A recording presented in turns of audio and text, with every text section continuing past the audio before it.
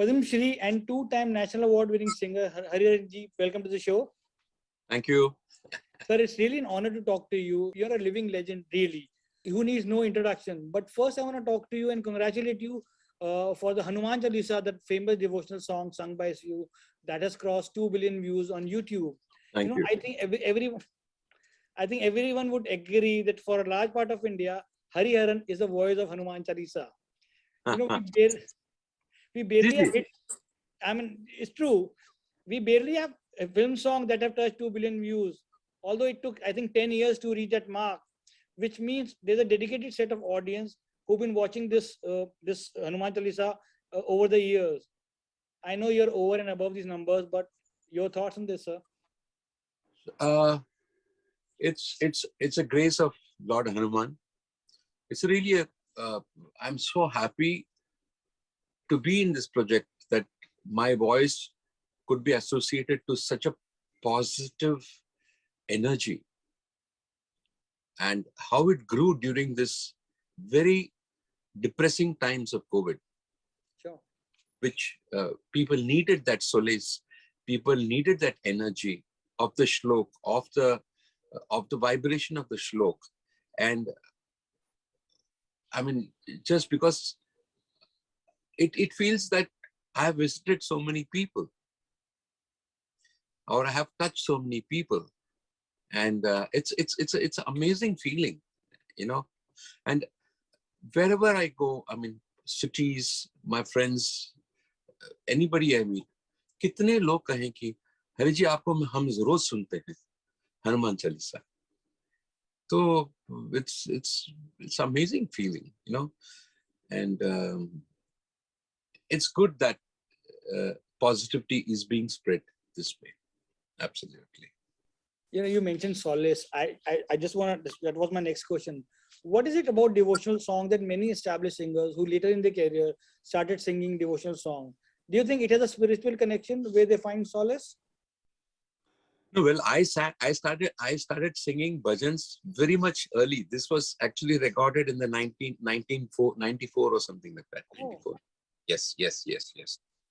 And then it was picturized on Gulshanji, and so like I started my career, my first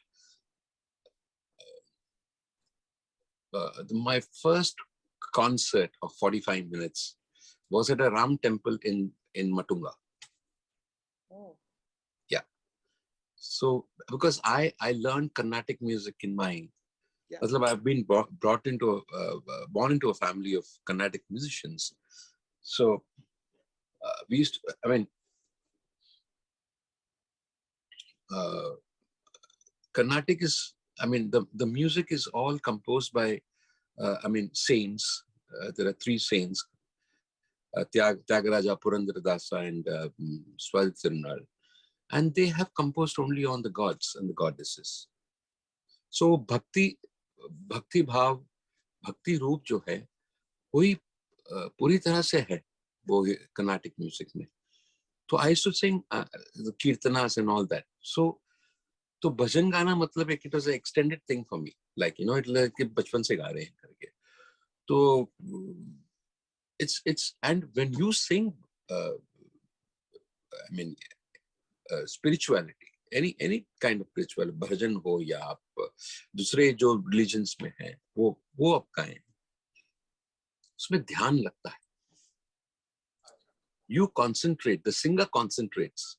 Only then you can create that spirituality around you. जहां पे the words starts vibrating. The words start vibrating. वे भजन में बहुत मुर्की गाने की जरूरत नहीं है.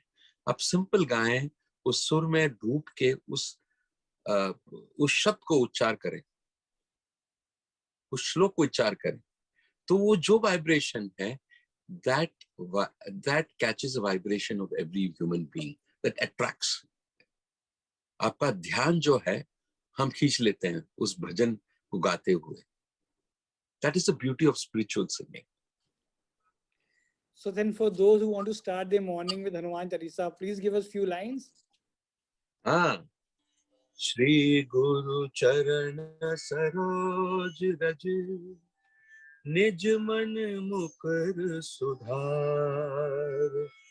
बरनउँ रघुवर बिमल जसु, जो दायक फल चारि। बुद्धिहीन तनु जानिके, सुमिरो पवन कुमार। बल बुद्धि विद्या देहु मोहि, हरहु क्लेश विकार। So you're very lucky because you were born in a house where music was everywhere. Your parents were Carnatic musicians. Ji ji ji. Were you an obedient student when it come to Riyaz, or were you forced to attend those sessions? नहीं, मैं बचपन में I learn from my mother. She is a Carnatic singer, professor of music. My father was a professor of music. वो बड़े प्यार से सिखाते थे वो, और मुझे अच्छा लगता था गाना। तो मैं वो बचपन में ही बोलता था कि वो मुझे वो फलाना गाना सिखाओ, मुझे बहुत अच्छा लगा। गुरु के पास मैं कहता था कि मुझे ये सिखाओ, कि बहुत अच्छा लगा करके। तो माँ जो है वो मुझे सिखाती थी, मगर जब तक ठीक नहीं आए तो मैं रियाज करता था। एक चीज वो रियाजी पढ़ा था मैं। अच्छा लगता था मुझे। So do you remember the first raga you learned or mastered? बहुत, एक बुराली करके एक राग था, और उससे पहले एक पूर्ण सज्जम करके एक राग था। तो ये सारे में, ये दो में काफी रियाज किया हूँ उस पे। So how does they sound? Like, is there a song which in that हाँ जी, raga? हाँ जी, हाँ जी, एक मिनट बोलता हूँ।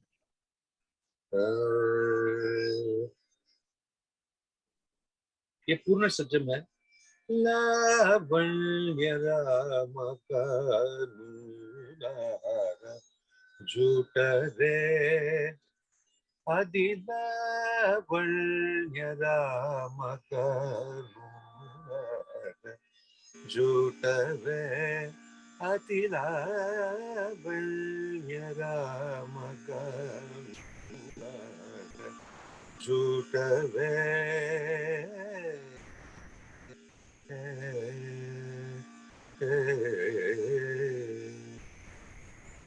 Sir, today we have many platform and singing reality shows, and it जी जी। looks like there's a room for aspiring singers to get noticed.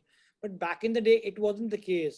When you started out, you were, of course, one of the lucky winners of All India Sur Singar competition. Singh sir, हाँ, बड़ा काफी, मैं I was lucky, we were all lucky, क्योंकि उस जमाने में, मैं कह रहा हूँ ये 1977 की बात है। उस सुर सिंगार संसद में हम पहले we had to send a cassette, and we had to say मैं हरिहरन हूँ, एंड सेंड आवर एड्रेसेस, और 2 गाना गाना था हमें। तो वो 2 गाना करके हमने भेजे। बहुत सारी, नियरली अबाउट 1000 आदमी आए थे। वो कह रहे हैं पता नहीं, उसमें करते करते करते करते the last 40 came, and there was this live competition. वहाँ धोबी तालाब के पास there was an open amphitheater. तो वहाँ Rang Sharda. नहीं, रंग शारदा नहीं, इट वाज ह्यूज। क्या रंग भवन, वो बंद कर दिया गया, बट कमाल था वो जगह। तो वहां पे कॉम्पिटिशन्स एंड लोग टिकट लेके आए थे उसको देखने, इतना पब्लिसिटी हो गया था। और बड़े बड़े दिग्गज जो हैं वो जजेस थे। जयदेव जी, अपने रविंद्र जैन जी, फिर हृदयनाथ मंगेशकर जी, हाँ जी जी, और फिर और बहुत लोग थे। तो उसमें 3 अवार्ड था, मदन मोहन साहब, फिर सी रामचंद्र, और वसंत देसाई। तो पहला राउंड हुआ, सेकंड राउंड हुआ, तो 40 में 22 हुआ, फिर उसके बाद 12 हुआ। तो द लास्ट 3 उसमें मुझे एक अवार्ड मिला, वसंत देसाई अवार्ड, अपने मेरे ख्याल से it was Madan Mohan and Madan Mohan and और एक अवार्ड था, तो उसमें Suresh Wadkar was one award, one winner, Yeah. Rani Verma was the second winner and I was another winner. तो And तीन लोगों को Suresh मिला। Watकर got a film by Ravindra Jain and you got by Jaydev. Correct correct correct correct correct correct. तो उनको वहां मिला, तो उसमें वृष्टि पड़े तापुर टिपुर करके गाना उनको मिला। ही रविंद्र जैन दादा उनको बहुत मतलब सपोर्ट किया है। वैसे मैं जयदेव जी से मिला और वो वही मुझे इस फील्ड में ले आया है। तो अजीब सा नेहा मुझ पर गुजर गया यारो, मैं अपने साए से कल रात डर गया यारो। हर एक नक्श का मतलब वो कौन था, कहाँ का था, क्या हुआ था उसे, सुना है आज कोई शख्स मर गया यारो। तो ये मैंने कहा, तो वहां से मेरी मतलब करियर की जो शुरुआत हुई। But you remember what Jaydev told you about your voice when he said, हाँ, वो गाने सुने, फिर मुझे अवार्ड मिला, तो धीरे से बोले बेटा अच्छा गाते हो, तुम मुझे मिलो, बस इतना कहे उन्होंने। फिर अच्छा लगा, क्योंकि मैं क्लासिकल का तालीम जो है मैं उस्ताद गुलाम सुहा साहब से ले रहा था तभी उस वक्त। तो उनको अच्छा लगा, मेरा बैकग्राउंड अच्छा लगा, आवाज अच्छा लगा। तो फिर उन्होंने वैसे मतलब हफ्ते में 3-4 रोज जाता था, मैं उनसे सीखता था, उनके कॉम्पोजिशन सीखता था, और फिर उनको देखता था कि किस तरह से कंपोज करते हैं, किस तरह से लोगों को रिहर्स करते हैं। तो ये मेरा कमाल मुझे लर्न करने के लिए मिला मैं उस वक्त। you know, that's so cool. But you know, you've released many ghazal albums, and Yes. you're a Bombay kid. You're a like you're grown up in Mumbai. How easy does the language Urdu came to you, especially the diction? ये मैंने सीखा, उर्दू सीखा मैंने। मेरे teacher का नाम है Chand Bala. She was amazing, she was like a professor of Urdu, और उन्होंने मुझे सिखाया। क्या होता है कि ग्रामर और एक लैंग्वेज सीख सकते हैं, मगर उसका जो रंग है किसी भी भाषा का, तो उनके साथ रहना बहुत जरूरी है। तो मुझे याद है कि मैं बहुत मतलब I have spent a lot of time in their house, क्योंकि वो माहौल ही यूपी का था। तो वो जो जिस तरीके से वो बात करते थे, मुझे मेरे कानों में पड़ता था वो। कैसे? मतलब देखिए ना, दिले नादान तुझे क्या हुआ क्या है, आखिर इस दर्द की दवा क्या है। दिले नादान तुझे हुआ क्या है, आखिर इस दर्द की दवा क्या है। तो एक एक एक रंग है, एक राग है, और नाक जो बोलना जरूरी है, नाक जो है। और उर्दू जो है आकार का एक लैंग्वेज है। मतलब ये मतलब असर उसको जरा नहीं होता, रंज राहत फिजा नहीं होता, बेवफा कहने की उसे शिकायत है, तो बेवफा तो भी वादा वफा नहीं होता। मतलब इस तरीके से जो आकार जो है, जैसे आप सोचिएगा कि आप मद्रासी में बोलते हैं, अरे क्या कैसे हो, ठीक है, एक ऊंचा सुर है।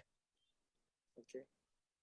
मैं எனக்கு தெரியாதுடா என்னடா சொல்ற நீ என்ன சொல்ற, वो टोनल क्वालिटी अलग हो जाता है। என்னடா சொல்ற நீ, आप क्या बोलते हैं, देखो आप क्या बोलते हैं, उसमें बेस है, என்னடा चल रहा है, ये ऊपर की तरफ। तो एक एक लैंग्वेज का एक सुर होता है। पंजाबी भी बड़े वो बेस में बोलते हैं, अरे बड़ा है, जो भी है ना, वो जो एक टोन आ जाता है। तो ये जो रंग सीखना जो है बहुत जरूरी है, स्पेशली गजल गायकी के लिए, या ठुमरी जो गाते हैं।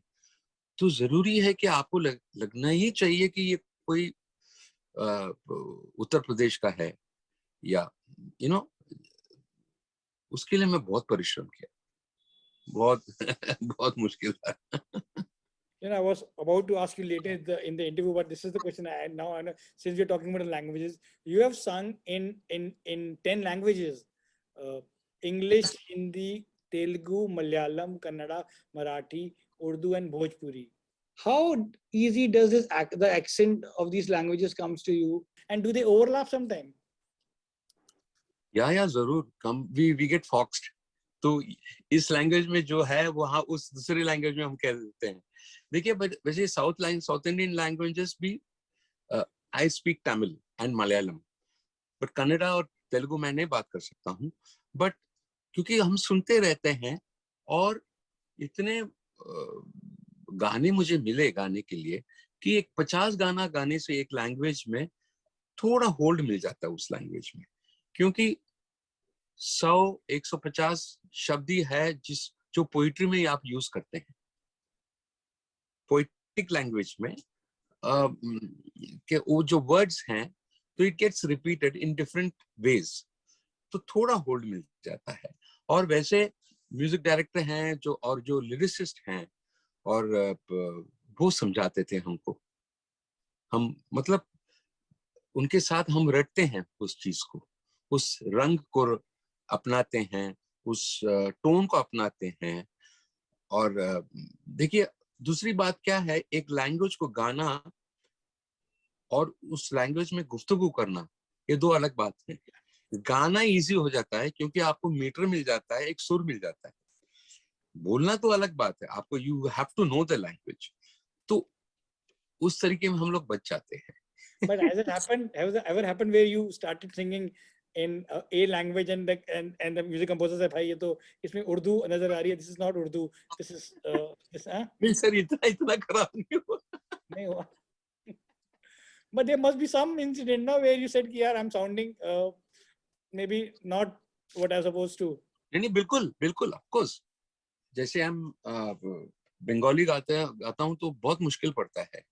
My wife is from Bengal, तो she is South Indian, born and brought up there। वो हंसने लगती है, बोला क्या बोल रहे हो, ये बंगाली नहीं है मतलब। तो अभी फिलहाल कुछ गाने गाए तो बोले अभी बहुत सुधर गया तुम। You know, you are somebody who has also experimented with the genre of music. You Yeah. introduced a new genre called Urdu blues. Ji ji ji. Where that idea came from? तो क्या है ना, blues में the word blues came because the slaves used to wear blue dress and they used to sing their blues away। blues away के मतलब क्या है कि आपके जिंदगी में जो खुशियां हैं, गम है, हैप्पीनेस है, दर्द है, you talk about death, you talk about birth, ये सारी चीजें उनके ब्लूज में गा लेते थे। अभी आप देखिए, अब गजल क्या है, गुफ्तगू है। अब जिंदगी के बारे में बात करते हैं, खुशी, मजाक, दुख है, तो ये सारे एक सिमिलैरिटी है, स्टोरी टेलिंग है, कॉन्वर्सेशनल एलिमेंट है। जैसे गजल आप कहते हैं कि आप गुफ्तगू कर रहे हैं अपने महबूबा से, तो महबूबा मतलब तो होल वर्ल्ड इज अ महबूबा, कुछ भी बात कर सकते हैं उसमें। तो उसी तरीके से there was a similarity of thought process in the lyrics. और कोमल नोट्स जो हैं वो दोनों में यूज करते हैं, श्रृंगार रस में या सेंटिमेंटालिटी के लिए जो स्केल्स होते हैं वो बहुत, उसमें भी एक सिमिलैरिटी है। तो इसी वजह से मैंने कहा कि इसको व्हाई नॉट सिंग अ गजल with a little blues fever. ये आईने से अकेले में गुफ्तगू क्या है, जो मैं नहीं हूं तो फिर तेरे रूबरू क्या है। ये आईने से अकेले में गुफ्तगू क्या है। तो इसका तरीके से आई, एंड ये काफी इट हैज बीन पॉपुलराइज्ड, काफी यंगस्टर्स भी गाते हैं, क्योंकि इनमें बहुत सारी वोकल टेक्निक्स आप इंटरनेट जो यूनिवर्सल टेक्निक्स है वो भी यूज कर सकते हैं आप। तो लोगों को अच्छा लगा है ये।